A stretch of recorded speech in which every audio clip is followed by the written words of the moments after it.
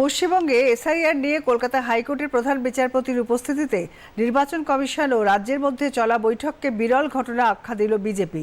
দলের রাজ্য মুখপাত্র দেবজিৎ সরকার বলেন, এ রাজ্যে সংবিধান বলে কিছু নেই।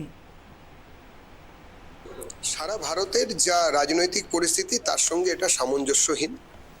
গণতন্ত্র এখানে নেই, সংবিধান নেই, ওসব খতরে মে বলে লাভ নেই, নেই জিনিসটা নেই। এই বিষয়টা অনেকদিন আগেই এই রাজ্যের হাইকোর্টের জজ সাহেবরা বুঝেছেন।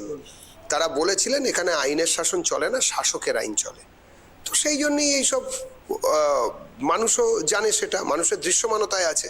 এখন দিল্লির মহামান্য সুপ্রিম কোর্টের চিফ জাস্টিস বা অন্যান্যরা তারা বুঝতে পারছেন, তারা আবার কমিটি বানিয়েছেন। আমাদের দাবি স্পষ্ট, নির্বাচন সে প্রাক নির্বাচনই হোক বা নির্বাচন পরবর্তী হোক, কোনো সময় কোনো রকম সাধারণ মানুষের উপরে অত্যাচার, বিরোধী দলের উপরে অত্যাচার, কোনো নাগরিকের উপরে অত্যাচার বরদাস্ত যেন না করা হয়। বৈঠক অনেক হয়, সন্ধ্যে 5টার মধ্যে বা কাগজ জমা দাও, এফআইআর করো, আমরা অনেক শুনেছি। যতক্ষণ না মানুষের কাজে সেই সব বৈঠকের ফল না আসে ততক্ষণ এই বৈঠকের কি হবে তাই নিয়ে আশা নিরাশা কিছুই আমরা দেখাতে রাজি নই।